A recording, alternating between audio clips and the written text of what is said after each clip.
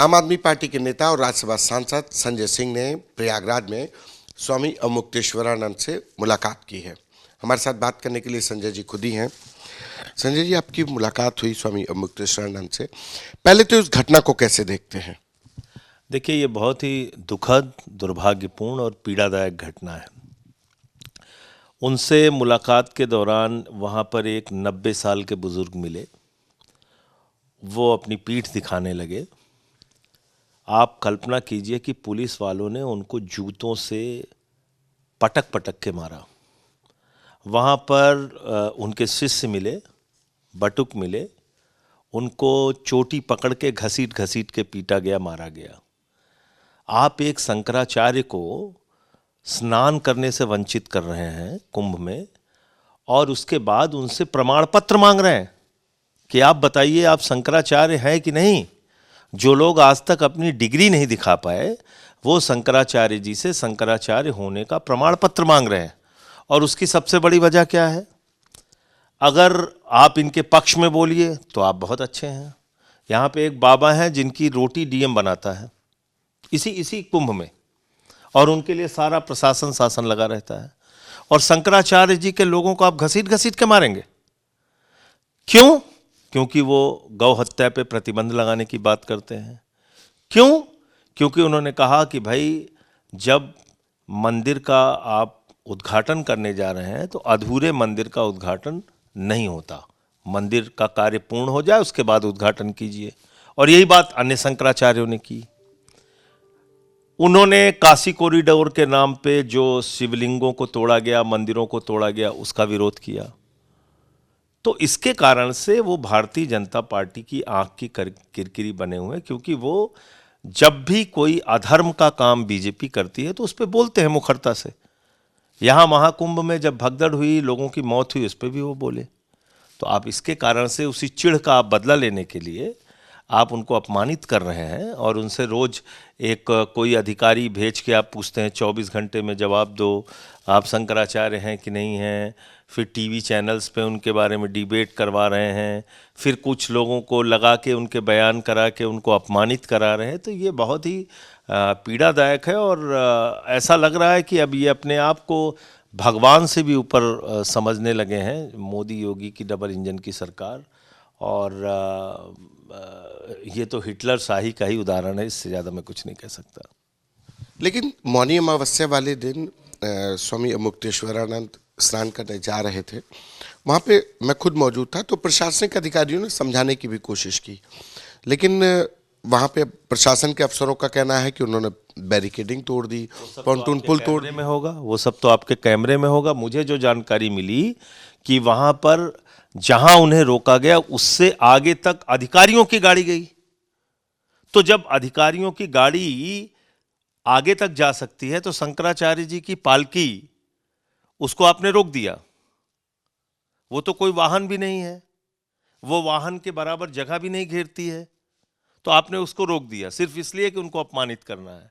अच्छा, उसके बाद वो वापस जाने लगे, फिर आप उनको लेके आते हैं, रोकते हैं, उनके लोगों को फिर घसीट घसीट के मारते हैं। तो ये होम सेक्रेटरी वहां मौजूद, वो वहां मारपीट कर रहे हैं। ये क्या है? मतलब ये तो ऐसा लगता है कि वो मनसा से, इसी मन के साथ उनके साथ दुर्व्यवहार कर रहे थे कि आज इनको अपमानित करना है। लेकिन बीजेपी के तमाम जो लोग हैं उनका कहना है, तमाम लोगों का एक वर्ग ये भी कह रहा है कि स्वामी अवमुक्तेश्वरानंद हमेशा बीजेपी के खिलाफ बोलते हैं, क्योंकि कांग्रेस और विपक्षी दल उनके साथ होते हैं। कि ऐसा है कि आपको याद होगा कि उन्होंने समय समय पे अलग अलग सरकारों की भी आलोचना की है, उसके तमाम उदाहरण हैं। एक आंदोलन में तो मैं स्वयं गया था, अविरल और निर्मल गंगा को लेके वो अभियान चला रहे थे, उसमें मैं गया था। तब तो यहाँ पे भारतीय जनता पार्टी की सरकार नहीं थी, तब भी उन्होंने आंदोलन चलाया था। तो अब ये मतलब बीजेपी में होना ही हिंदू है, हिंदू धर्म का व्यक्ति है, बीजेपी में होना ही इस बात को प्रमाणित करेगा कि आप हिंदू हैं कि नहीं हैं। ये तो एक अलग प्रकार की तानाशाही है। जो बीजेपी में है वो हिंदू है, बाकी जो किसी दूसरे दल में है वो हिंदू नहीं है। लेकिन प्रशासन कह रहा है कि वो शंकराचार्य ही नहीं है।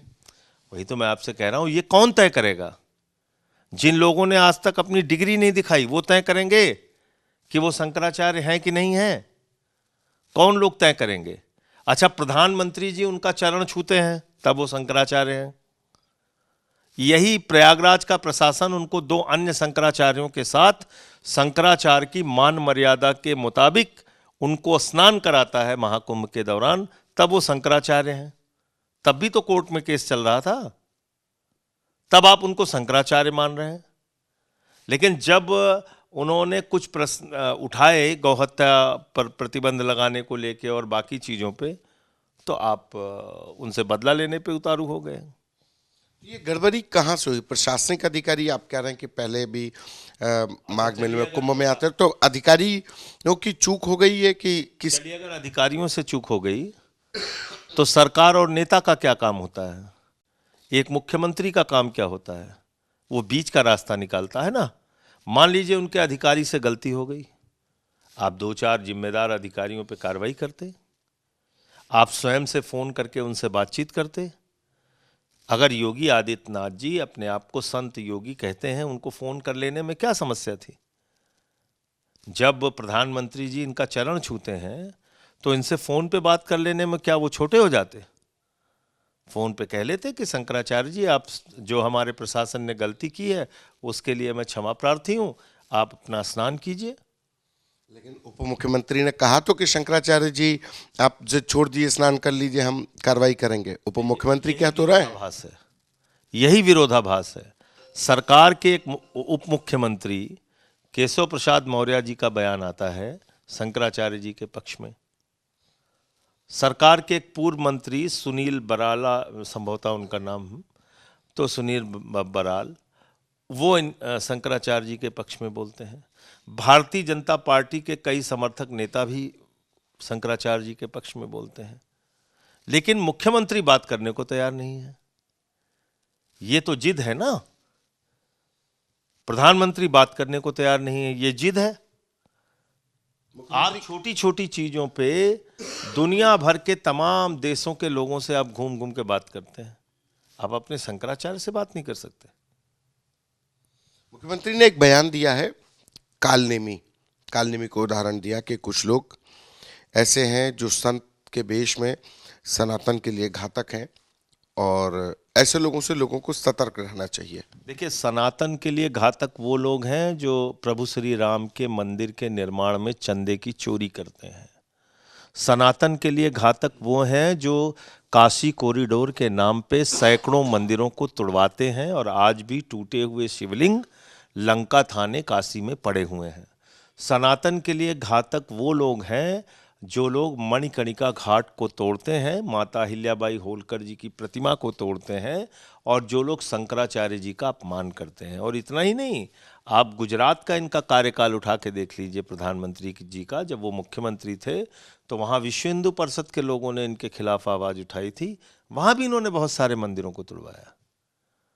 तो इसलिए आप आप बीजेपी में हैं, इसके कारण से आप सबसे बड़े हिंदू धर्म के ठेकेदार हैं, ये नहीं हो सकता।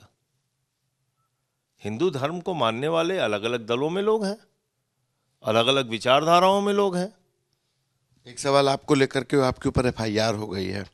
आप मणिकर्णिका घाट पे आपने भ्रम फैलाया है और मतलब वहाँ पे कुछ नहीं हुआ था, फिर भी आपने AI फोटो वायरल करने की FIR है आपके ऊपर। देखिए, पहली चीज़ तो ये समझ लीजिए कि मेरे ऊपर FIR हो ये कोई खबर नहीं है। अब 50-60 हो चुकी है, तो मेरे खिलाफ तो 2-4-5 FIR रोज ये करते रहे, उसका कोई मतलब नहीं है। मुझे तो जेल में भी ये डाल दिए।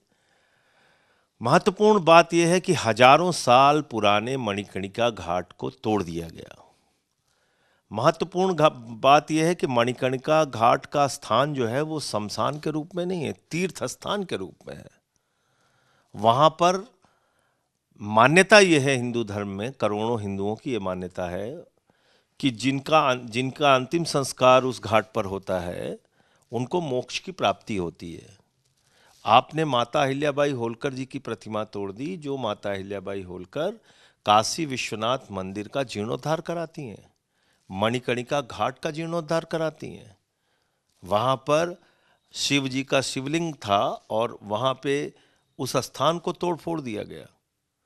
और मैंने वो वीडियो डाला जो स्थानीय लोगों ने लाइव करके फेसबुक पे डाला था, वहाँ के स्थानीय संतों ने, वहाँ के लोगों ने।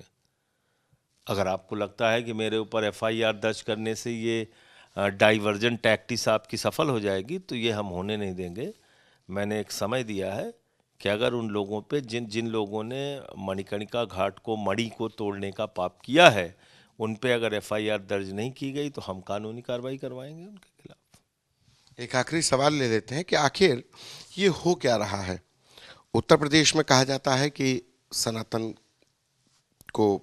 सनातन की सरकार है, सनातन के पक्षधर सरकार है। सरकार हालांकि सभी की होती है लोकतंत्र में, लेकिन जैसा आप कह रहे हैं कि मणिकर्णिका घाट पर मंदिरों को तोड़ा गया, यहाँ माघ मेले में मुक्तेश्वरानंद अड़े हुए हैं कि उनका अपमान हुआ है। देखिए, जब धर्म के ऊपर धंधा हावी हो जाता है तो इस प्रकार की गलतियां करते हैं। आप बताइए, 54 देशों के लोग काशी में आते हैं, क्यों आते हैं? अमेरिका का व्यक्ति, ऑस्ट्रेलिया का व्यक्ति, न्यूजीलैंड का रहने वाला, इंग्लैंड का रहने वाला, डेनमार्क, जर्मनी का रहने वाला, चीन और जापान का रहने वाला क्यों आता है? वो वहाँ बिल्डिंगें देखने आते हैं। बिल्डिंगें तो उनके देशों में और बड़ी बड़ी हैं, बहुत हाईटेक बिल्डिंगें हैं, बहुत विकास है उनके यहाँ। वो काशी में आते हैं वहाँ की गलियों को देखने, वहाँ के घाटों को देखने, वहाँ के पुरातन मंदिरों को देखने, वहाँ के पौराणिक मंदिरों को देखने, वहाँ की संस्कृति, वहाँ की सभ्यता को देखने। आप विकास का ढिंढोरा पीट के कुछ भी करते जाएंगे, लोगों के घर तोड़ देना है, पुरातन मंदिरों को तोड़ देना है, तो वो अहंकार खोपड़ी पे ऐसा सवार है कि वो हर जगह लागू हो रहा है। और शंकराचार्य जी के मामले में भी वही अहंकार लागू हो रहा है।